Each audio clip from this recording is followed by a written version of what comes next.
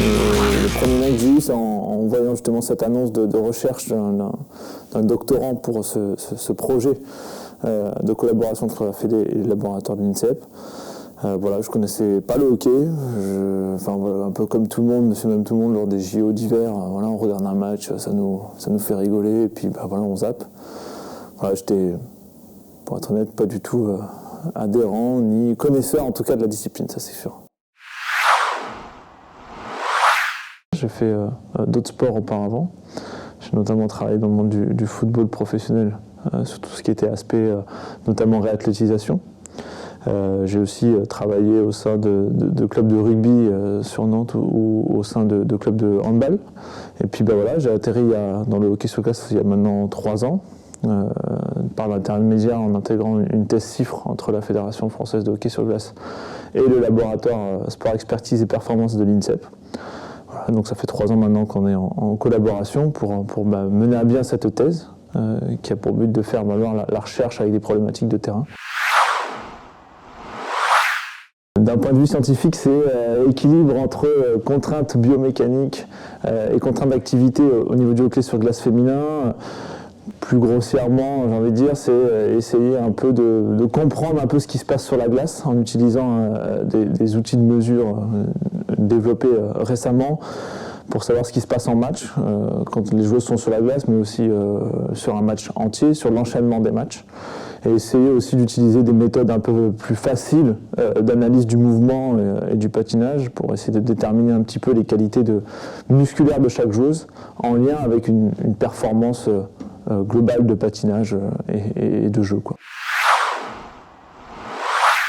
J'utilise plusieurs choses, donc il y a une partie d'évaluation des qualités musculaires où là on utilise par exemple des systèmes de radar où on mesure une vitesse où derrière on peut déduire des qualités de force, vitesse et puissance. On a utilisé aussi lors de la thèse des systèmes de résistance où on attache la joueuse à différentes résistances et puis on leur demande de sprinter pour essayer d'établir des profils justement de force, vitesse et puissance. On fait ça aussi à l'extérieur de la glace sur de la course à pied ou des sauts en hauteur. Et puis dans un deuxième temps aussi sur l'analyse de l'activité globale, on utilise des centrales inertielles. Alors comme ça c'est un mot un peu barbare, mais en fait c'est ce qui est intégré dans les autres sports qu'on voit bien au GPS par exemple, quand on voit les sports collectifs avec les petites brassières derrière.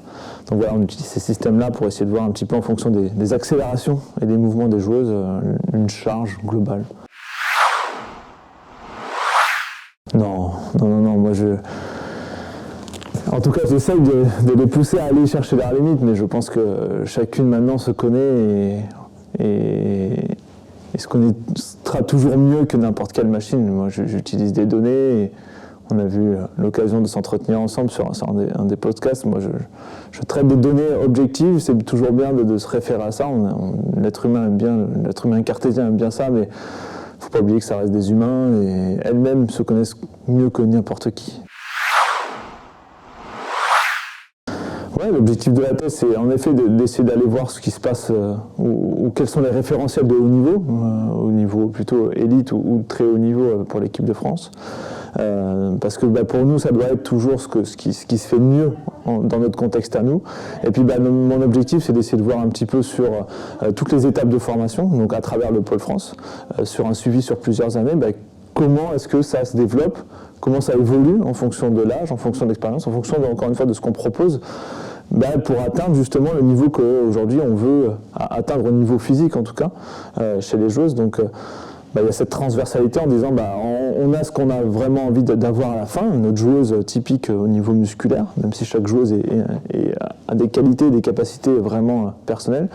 Et puis on récupère une joueuse qui rentre au Pôle France et on veut l'emmener justement à ça. Et puis comment elle va réagir individuellement mais aussi collectivement, comment elles vont réagir chacune dans chaque processus qu'elles vont mettre en place et que nous on va mettre en place. Aujourd'hui, on utilise de plus en plus, et pas que dans le hockey sur glace, ça vient notamment du foot, tout ce qu'on appelle maintenant les jeux réduits, la préparation physique est de plus en plus intégrée, c'est-à-dire qu'on fait de moins en moins les lignes, courir une ligne, revenir plusieurs fois, on essaie d'être au cœur même de l'activité, ce qui nous permet à la fois de bosser physiquement, techniquement, tactiquement, cognitivement, donc de rassembler l'ensemble de ces composantes. Et là, l'objectif de cette étude, c'était justement de proposer différents jeux réduits avec des espaces complètement différents, une demi-longueur, des tiers de glace, des coins de glace, et un nombre de joueuses variants, de 1 contre 1, 2 contre 2 ou 3 contre 1 en fonction de ces surfaces de la glace. Et puis moi, d'essayer de comprendre derrière quelles sont les contraintes et les demandes physiques et physiologiques, surtout avec la prise de lactate sanguin, par exemple, pour l'aspect physiologique, mais aussi le suivi au niveau de la fréquence cardiaque et au niveau des centrales inertielles, pour savoir chaque situation, qu'est-ce qu'elle emmène sur chaque joueuse et puis de façon globale.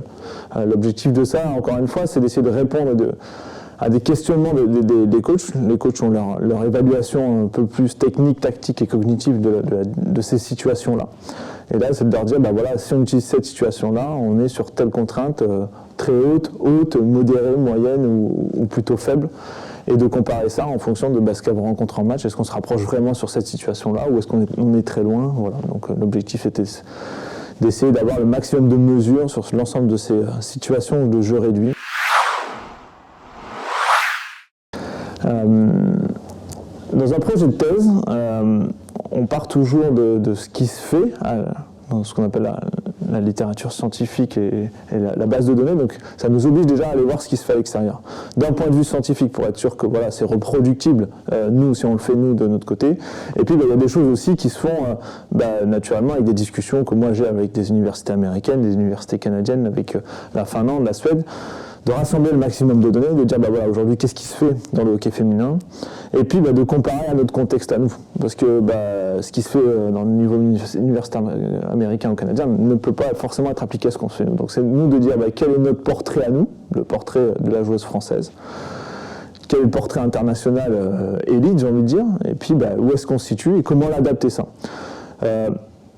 Ce terme de standard, c'est toujours un peu...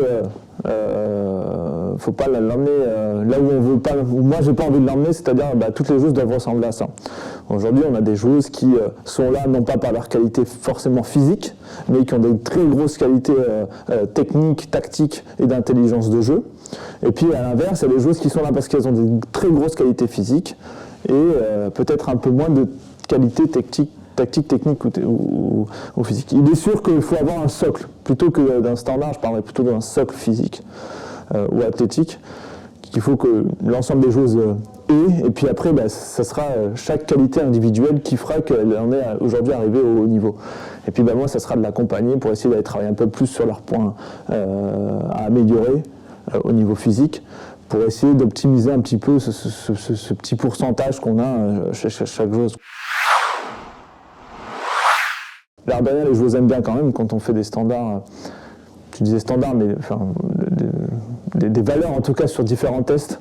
À chaque fois, la première question qu'elle me pose, c'est bien évidemment qu'est-ce que ça vaut et est-ce que tu as des valeurs dans le hockey sur glace? C'est normal, hein, c'est des compétitrices, elles veulent être les meilleures dans toutes les dimensions qu'elles sont. Donc, c'est à moi aussi de leur amener des réponses à ça, c'est-à-dire que si elles font un test, moi j'aime bien leur dire voilà, dans tel sport, on a ce genre de résultats-là. On a fait un test sur vélo il y a 2 jours, là, justement, parce qu'on avait du super matériel sur Dunkerque, là. Et puis, ma première chose, c'était de dire qu'est-ce qui se fait en hockey sur ce genre de test-là sur vélo, puis qu'est-ce qui se fait, par exemple, en rugby à 7 féminin, qui aujourd'hui représente un sport qui est proche de nous, et par rapport à du niveau universitaire canadien ou américain, on est aussi très très proche. Donc voilà, c'est très encourageant, mais je pense que en tout cas, moi, c'est l'impression, mais peut-être je ne suis pas objectif, parce que quand on est dans un projet comme ça, avec des joueuses, avec un staff comme ça, à la fin, on perd un peu notre objectivité, donc c'est toujours... faut faire attention, mais